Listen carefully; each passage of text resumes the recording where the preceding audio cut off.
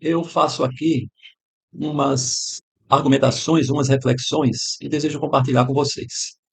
É a respeito do processo de violência e insanidade que vem assaltando a nossa humanidade planetária, mesmo ao lado do crescimento extraordinário da ciência, da tecnologia e da organização social. É uma incoerência realmente. Mas vejamos alguns fatos que, alinhados ao lado ou sob a ótica do conhecimento das revelações espíritas, eles têm uma coerência. Então vejamos primeiramente essa passagem do antigo profeta Joel. Joel, no livro de Joel, capítulo 2, versículos 28 a 31. E disse o Senhor: nos fins dos tempos, derramarei do meu espírito sobre toda a carne, e vossos filhos e vossas filhas profetizarão. Os vossos velhos terão sonhos, os vossos jovens terão visões.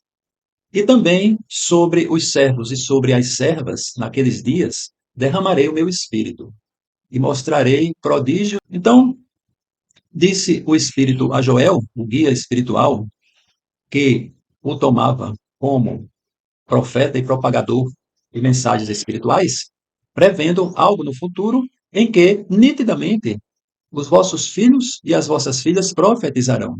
Haveria uma, uma informação em grande escala de mensagens espirituais, orientações espirituais que no futuro viria, nesse final de tempos, ou no dia do Senhor, como eles chamam. Certo? Então, a gente vê a coerência aí com os dias atuais no campo da mediunidade. É óbvio e todos os espíritas sabem isso. Vamos agora a uma mensagem de Bezerra de Menezes. Ela foi psicofônica, dada nos Estados Unidos, em Los Angeles, no ano 2010, pelo médium Divaldo Franco. Pego apenas uns pequenos trechos aqui. Então, vejamos aqui. Veja bem, ele começa. A sociedade terrena vive, na atualidade, um grave momento mediúnico, no qual, de forma inconsciente, dá-se o intercâmbio entre as duas esferas da vida. Entidades assinaladas pelo ódio, pelo ressentimento e tomadas de amargura cobram daqueles algozes de ontem o pesado ônus da aflição que lhes tenham proporcionado. Mais à frente continua Bezerra. Essas dores são um convite à reflexão, como análise à transitoriedade do corpo, com o propósito de convocar as mentes e os corações para o ser espiritual que todos somos. Por fim, que eu destaquei, sucede, meus filhos, que as regiões de sofrimento profundo estão liberando seus hóspedes, que ali ficaram em cárcere privado por muitos séculos e agora, na grande transição, recebem a oportunidade de voltarem-se para o bem ou de optar pela loucura a que se têm entregado. Lembrei-me agora, só para concluir o arranjo dos dados, das argumentações, que há uma passagem no Velho Testamento, se não me engano, de eh, Jeremias, mas não tenho certeza, em que ele diz que, olha as expressões do Velho Testamento, e o demônio que esteve preso por 1000 anos foi solto por um pouco de tempo. Ponto.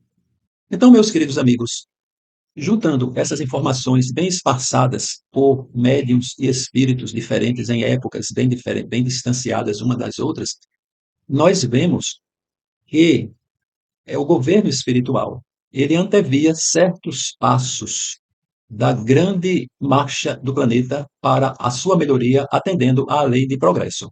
E vemos aqui essa, essa incidência do mundo espiritual inferior, os filhos de Deus que permaneceram por longos séculos e às vezes milênios, voltados para o mal.